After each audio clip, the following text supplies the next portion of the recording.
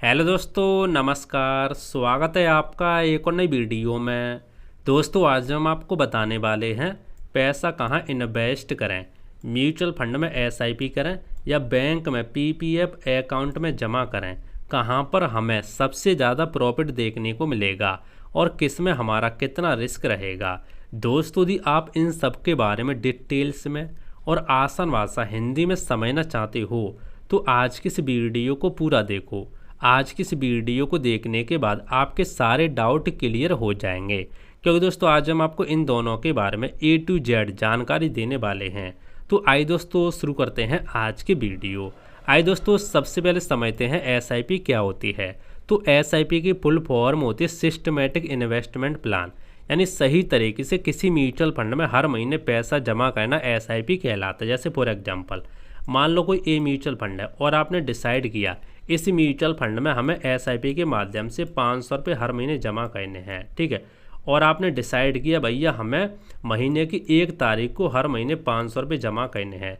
तो अब होगा क्या, जब जब महीने की 1 तारीख आएगी ना तो आपके बैंक से 500 रुपये कट करके आपके म्यूचुअल फंड में जमा होते रहेंगे एसआईपी के माध्यम से।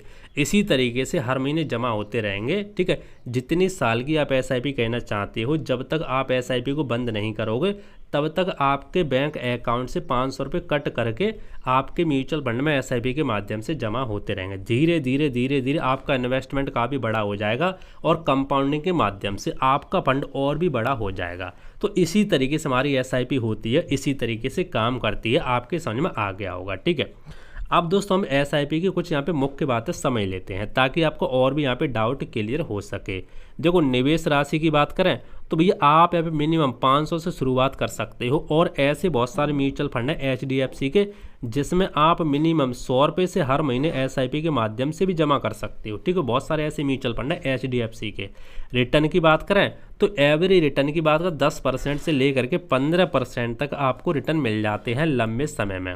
लॉक इन पीरियड की बात करें तो भैया आपको यहाँ पे कोई भी लॉक इन पीरियड देखने को नहीं मिलता, लेकिन एक म्यूचुअल फंड की कैटेगरी है ELSS, ठीक है। इसमें आपको 3 साल का लॉक इन पीरियड देखने को मिलता है। रिस्क की बात करें तो ये रिस्क आपका मार्केट के ऊपर डिपेंड करता है, यानी म्यूचुअल फंड में आपको रिस्क ज़्यादा देखने को मिलता है। टैक्स की बात करें तो भैया ये आप म्यूचुअल फंड को 1 साल के बाद बेचते हैं, 1 साल के बाद पैसा निकालते हैं तो आपको टैक्स देना होता है LTCG, यानी long term capital gain tax. ये टैक्स आपको देना होता है 12.5% का। लेकिन यदि आपके प्रॉफिट का पैसा 1.25 लाख रुपए है तो आपको कोई टैक्स नहीं देना। जब आपके प्रॉफिट का पैसा 1.25 लाख रुपए से ज़्यादा निकल जाता है तब भैया आपको देना होता है 12.5% का टैक्स। आपके समझ में आ गया होगा। लिक्विडिटी की बात करें तो आप भैया म्यूचुअल फंड से पैसा कभी भी निकाल सकते हो, कोई दिक्कत नहीं है। लेकिन कुछ म्यूचुअल फंड है जिनमें आपको एग्जिट लोड देना होता है, वो भी कुछ % का एग्जिट लोड होता है, वो भी यहाँ पे 1 साल का होता है। आप 1 साल के बाद निकालेंगे तो भी आपको कोई भी यहाँ पे एग्जिट लोड वगैरह नहीं देना। हर म्यूचुअल फंड में आपको अलग अलग थोड़ा बहुत एग्जिट लोड देखने को मिल सकता है। किसी में 15 दिन का होगा, किसी में 1 महीने का होगा, ठीक है। इस तरीके से किसी में 1 साल को, इस तरीके से आपको देखने को मिलता है।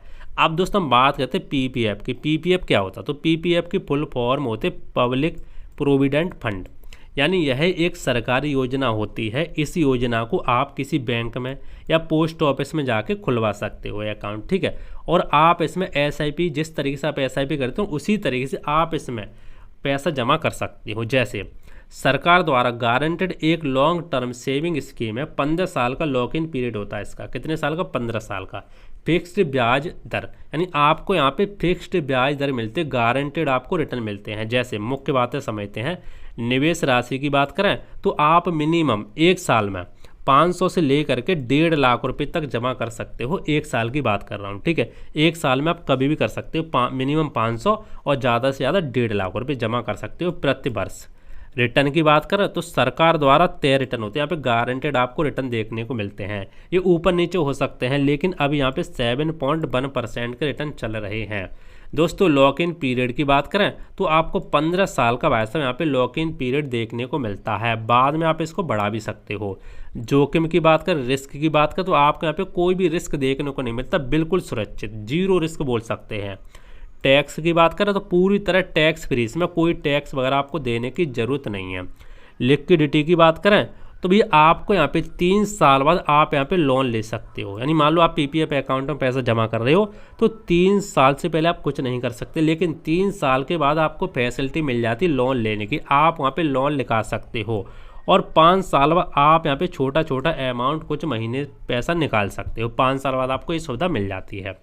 अब दोस्तों समझते हैं किसके लिए कौन बेहतर है, किसको क्या करना चाहिए। तो देखो दोस्तों, एसआईपी की बात करता हूँ, युवाओं, रिस्क लेने वालों और ज़्यादा रिटर्न चाहने वालों के लिए एसआईपी बेहतर है।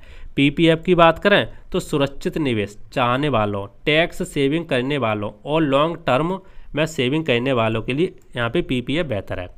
अब दोस्तों मिक्स स्ट्रेटजी की बात करें तो एसआईपी प्लस पीपीएफ दोनों में निवेश करके बैलेंस आप बना सकते हैं यदि चाहें तो। अब दोस्तों बात करते हैं फ्लेक्सिबिलिटी की, ठीक है। तो एसआईपी में आप कभी भी स्टॉप या बदल सकते हैं। एसआईपी यदि आप करते हैं तो कभी वहाँ पे आप अमाउंट बदल सकते हैं, अमाउंट को चेंज कर सकते हैं, या तो आप उसको बंद भी कर सकते हैं, उसको चालू भी कर सकते हैं, बहुत सारी चीज़ें आप उसमें कर सकते हैं, ठीक है। फंड स्विच भी कर सकते हैं। मान लो आपको कोई दूसरा म्यूचुअल फंड अच्छा लगा तो आप यहाँ इसको स्विच करके दूसरे म्यूचुअल फंड में यहाँ पे स्विच कर सकते हैं।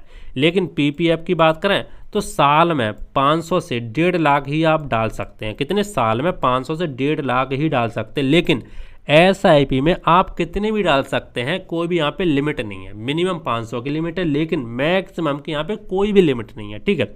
और पीपीएफ की बात करें, बीच में आप यहाँ पे लिमिट नहीं बदल सकते, बीच में आप लिमिट बदल नहीं सकते। जैसे मान लो आपने डिसाइड कर लिया भैया हमें 500 जमा करने, मान लो हमें 1 साल में 1.5 लाख जमा करने हैं, तो आपको 1.5 लाख तक ही यहाँ पे जमा करना होगा, आप यहाँ पे बदल नहीं सकते। अब थोड़ा सा यहाँ पे उदाहरण समझ लेते, दोनों के बीच में तुलना कर लेते हैं। मान लो 15 साल के निवेश की तुलना करते हैं, ठीक है। तो मान लीजिए आप हर महीने 10,000 रुपये निवेश करते हैं एसआईपी में और पीपीएफ में, ठीक है। तो एसआईपी की सबसे पहले बात करते हैं। एसआईपी में आप हर महीने 10,000 रुपये निवेश करते हैं और आपको एवरेज रिटर्न 12% का मिलता है। तो मान के चलते हैं 10,000 इंटू 12 इंटू 15, तो आपका पे 18 लाख रुपये यहाँ पे इन्वेस्टमेंट हो जाता है। आपका इन्वेस्टमेंट की वैल्यू कितनी होती है? 18 लाख रुपये। लेकिन 15 साल बाद उसकी जो वैल्यू होती है 18 लाख रुपए की, उस पर जो कंपाउंडिंग के माध्यम से रिटर्न मिलते हैं वो आपके बनते हैं 50,05,000 रुपये। कितने? 50,05,000 रुपये 12% के हिसाब से। तो आपको 15 साल बाद 50 लाख रुपये आपके बन के तैयार हो जाते हैं। अब पीपीएफ की बात करें तो पीपीएफ में आपको रिटर्न मिलता है 7.1% का। देखो थोड़ा बहुत चेंज हो सकता है ऊपर नीचे, ठीक है, लेकिन फिक्स्ड आपको ब्याज मान के चलते हैं हम 7.1%। तो निवेश मान लो आपने यहाँ पर भी 10,000 किया, 12% सॉरी यहाँ पे 10,000 आपने यहाँ पे मान लो किया, ठीक है, और मान लो 15%, तो भाई साहब आपका यहाँ पर भी 18 लाख रुपये इन्वेस्ट हुआ। कितना हुआ? 18 लाख रुपये, ठीक है। कितना हुआ? यहाँ पे 18 लाख रुपये आपका इन्वेस्ट हुआ। लेकिन 15 साल बाद जो आपकी वैल्यू निकल के आएगी वो भाई साहब निकल के आएगी 31 लाख रुपये। कितनी? 31 लाख रुपये। तो दोनों के बीच में आप यहाँ पे अंतर देख सकते हैं, कितना बड़ा अंतर निकल के आया है। कहाँ पर भाई साहब? यहाँ पे 31 लाख और कहाँ पर भैया आपके 50 लाख। देख रहे हो? 50 लाख और 31 लाख, कितना बड़ा यहाँ पे अंतर निकल के आ चुका है। क्योंकि यहाँ पे आपको 12% के रिटर्न मिले हैं और यहाँ पे आपको 7% के। 12% से ज़्यादा कोई आपको यहाँ पे मिल सकते हैं, लेकिन आप सही तरह इन्वेस्ट करते हो तो, ठीक है। बहुत सारी ऐसी कैटेगरी है जहाँ पर आपको 12%, 15%, 18% भी मिल जाता है। तो सोचो जब 12% में यहाँ पे 50 लाख बन चुके हैं, यदि 18% या 15% मिलता तो वैसे यहाँ पे कितने बनते? आप खुद यहाँ पे सोच सकते हैं। अब हम आपको थोड़ी सी अपनी ओपिनियन देने चाहेंगे। जैसे एसआईपी लॉन्ग टर्म में ज़्यादा रिटर्न दे सकता है लेकिन रिस्क भी है। पीपीएफ पूरी तरह सुरक्षित है लेकिन रिटर्न कम है। अगर आप सुरक्षित और टैक्स फ्री निवेश चाहते हैं तो पीपीएफ अच्छा है। अगर आप हाई रिटर्न और मार्केट रिस्क लेने को तैयार हैं तो एसआईपी बेहतर है।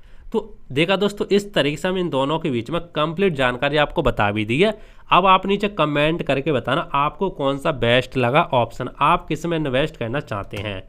तो दोस्तों उम्मीद करता हूँ आज के वीडियो आपको पसंद आया होगा। फिर भी दोस्तों यदि आपका कोई डाउट हो, कोई भी चीज़ आपको पूछनी है इससे संबंधित, तो आप नीचे कमेंट करके पूछ सकते हैं, मैं आपको रिप्लाई देने का जरूर कोशिश करूँगा। बाकी दोस्तों मिलते हैं इंटरेस्टिंग नई वीडियो में, तब तक के लिए जय हिंद, वंदे मातरम, बाय बाय।